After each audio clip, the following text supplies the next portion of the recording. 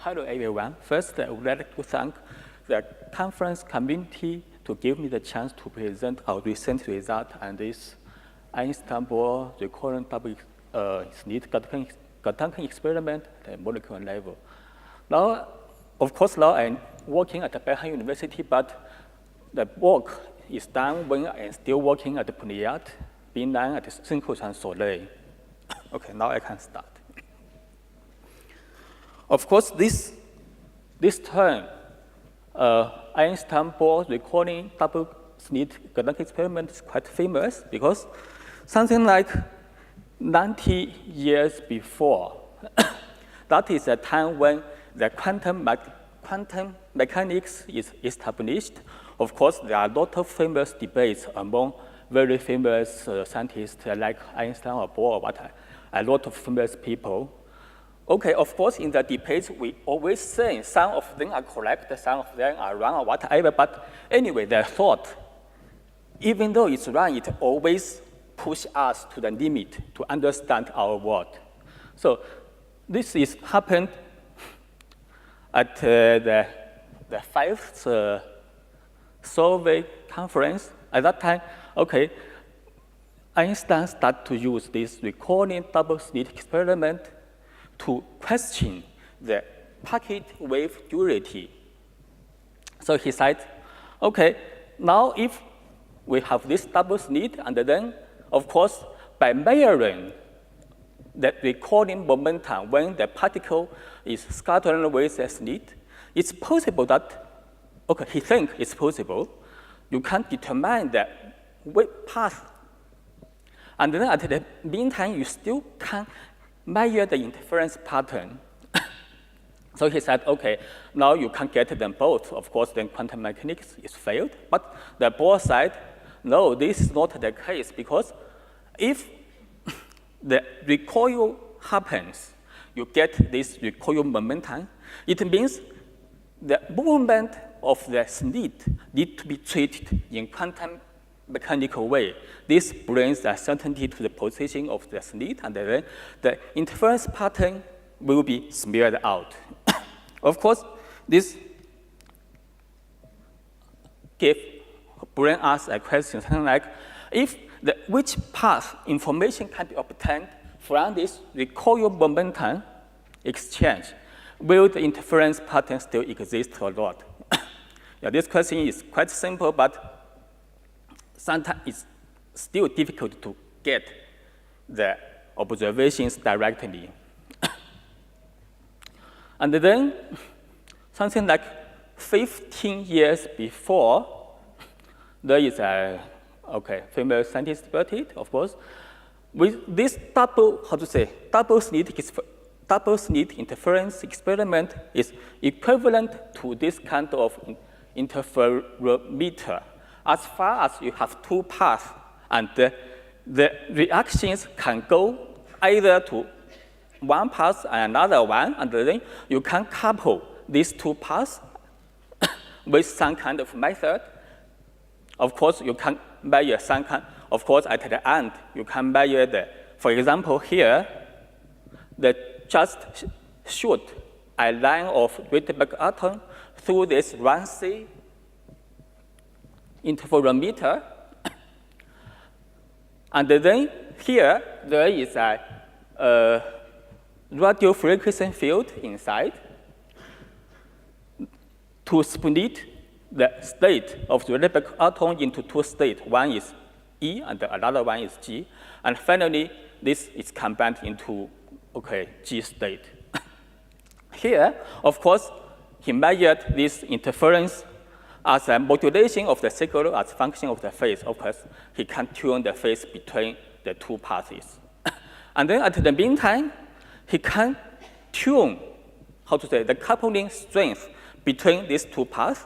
This means sometimes they are independent, and in another way they are, they're like the two slits that is combined strongly together. Another one is something like independent. Okay, in this way, if the coupling is very weak, then interference pattern disappears, and if its coupling is strong, then you get this kind of strong coupling stuff.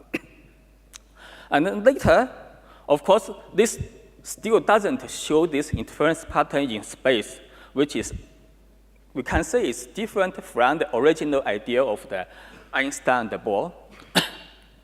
Okay, then another experiment to show this double slit experiment is done by Frankfurt group using these cold trims.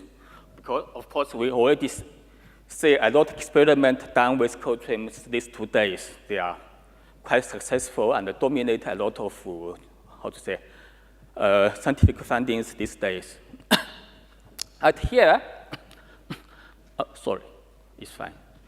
He shine a particle of helium and this HD molecule, and then, of course, it can be, this HD can be excited to a dissociative state, and then finally he can detect H and D.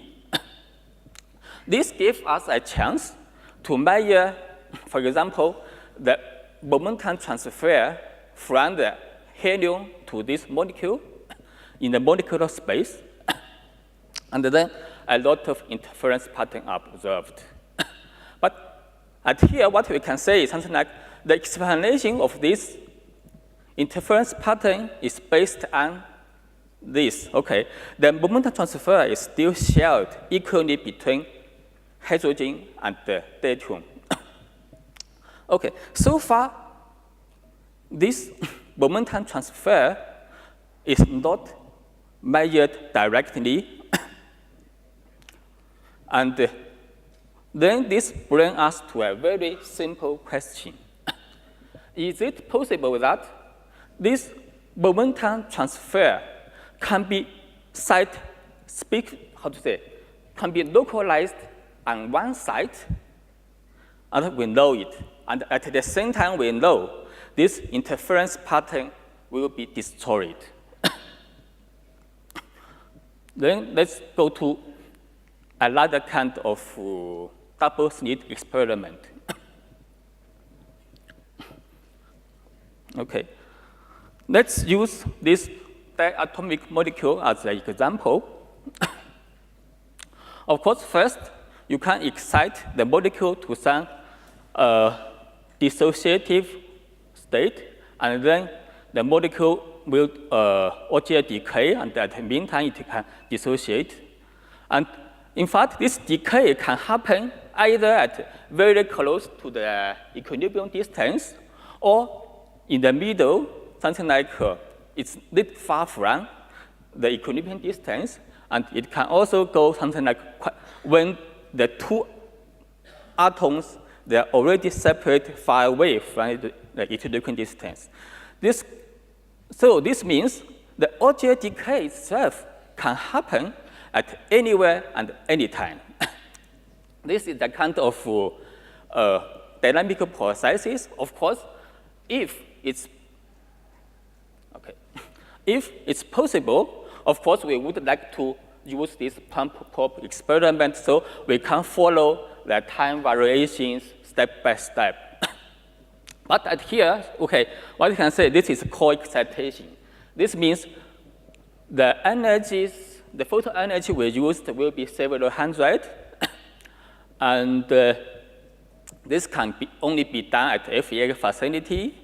But up to now, the repetition rate of the Icpeac facility is something like now at Flash is 1 kilo, at Sakala it's okay, it's also nice. Then now we use the oxygen as an example to show how we get this recurrent double slit experiment. For the oxygen molecule, of course, you can either excite the oxygen 1s to an anti-bonding orbital, or you can also excite it to a Rydberg state. So when you choose this excitation energy, it means the excited state is dissociative, and here the excited state is bonded. So it stays close to the equilibrium distance. Okay, then I can introduce a little bit our experimental setup at synchrotron Soleil. The light is generated from the undulator, and then after it's molecular mass test, it passes to our spectrometer here. After it interacts with the oxygen molecule, and the electrons are collected and detected by the double toroidal analyzer.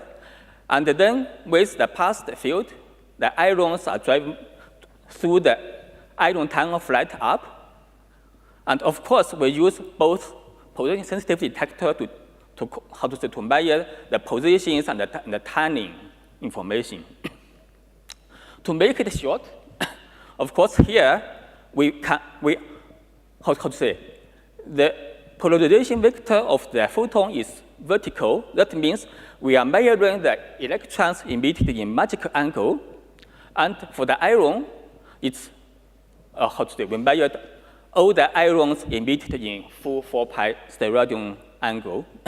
Of course, this is still a kind of similar to the Coltrane's experiment. Like, as far as we can measure the 3D momentum of the particles event by event, we can extract any kind of correlations that is produced. For example, here, I can plot something like the x-axis is the ion kinetic energy and the y-axis is the electron energy.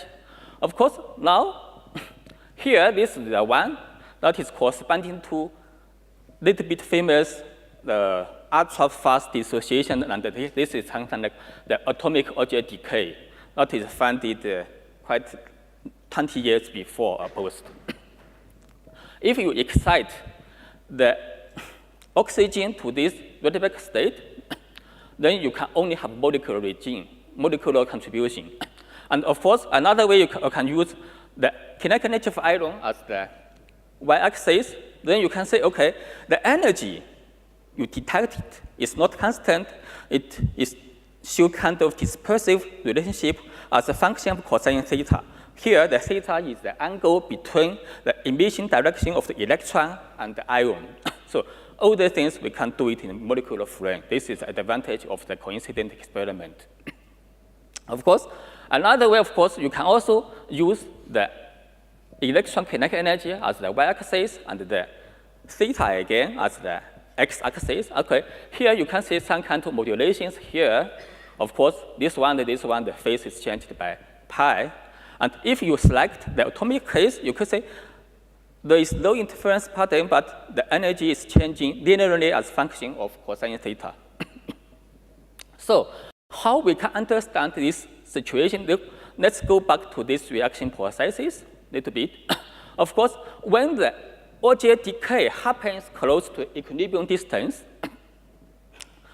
the bond between the two oxygen atoms are quite strong.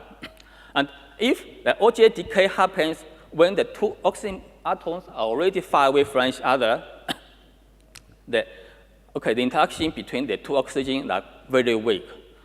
Of course, this gives us, if we try just give some kind of module, it's very simple stuff. Something like if the electrons is emitted to the right side, and then you can always calculate the momentum of the ion. Yeah. After the emission of the electron, of course, electron will kick the oxygen a little bit. Then you can get calculated momentum. Of course, the momentum you also gain the momentum during the dissociation as well.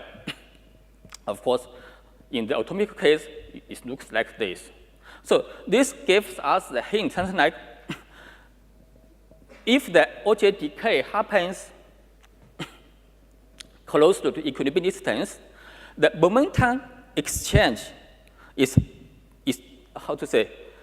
shared between the two oxygen atoms equally. So this means the two paths, the left and the right, they are coherent. While in this side, the momentum conservation is just from the oxygen and only one atom.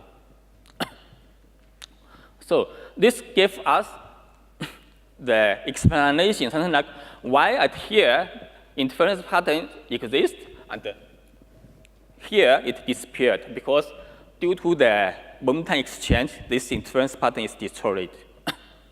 Of course, in order to show this kind of interference pattern, an easy way is to use this very simple double-slit formula to give us this, the position of the maximum and the equilibrium is not too bad. And we also have simulation by our theoreticians, so agreement is getting better, of course.